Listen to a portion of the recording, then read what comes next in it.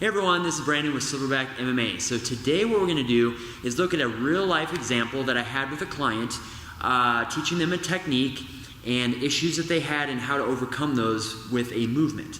So also wanted to explain a little bit that hopefully through these videos I hope to touch on is teaching you to fish versus just giving you a fish. You know, look at different techniques and movements and whatnot are fish in there, and it's great. We learn a technique, we can practice it and do it. We get shown a movement, we can practice it and learn to do it better. The teaching you to fish, I think, is more kind of the art of this, is how to start learning how to learn, how to teach yourself, how to learn from just experiences that we're coming across in our own training in life and working with people. So this is an example where I was teaching a client how to shoot double leg takedown, and they were having issues with completing it. So what we did, we looked at, there was a part, and this is usually the case I found, is that usually there's a part of a movement or something we're trying to accomplish that is the issue, not the whole thing. So we found that the issue with him completing the double leg takedown was one part, which I'll demonstrate here. All right, so just got our standard double leg takedown. In our stance, we're going to drop our base, and then we're going to rock forward onto our lead knee and shift over to complete our takedown.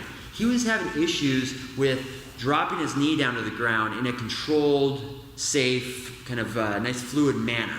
So he had an issue. He was here, dropped his level, and then right here he was kind of just, he would lose it, and he would lose his balance. And so we identified, like, okay, that's the part right there where he has an issue with. Now, an exercise that lines up pretty well with that is something I've heard called the bear squat.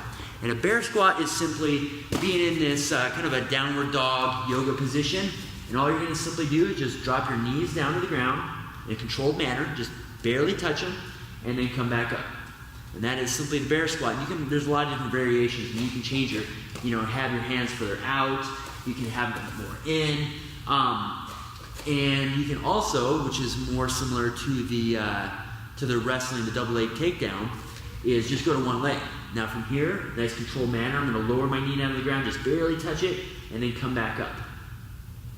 And so what we did was we had him do those bear squats, and it helped him to be able to control that portion of the double leg takedown much better. And then after that, it was way easier for him to complete the double leg takedown. So give that bear squat a try. You can, the double leg takedown, we didn't go into the details of how to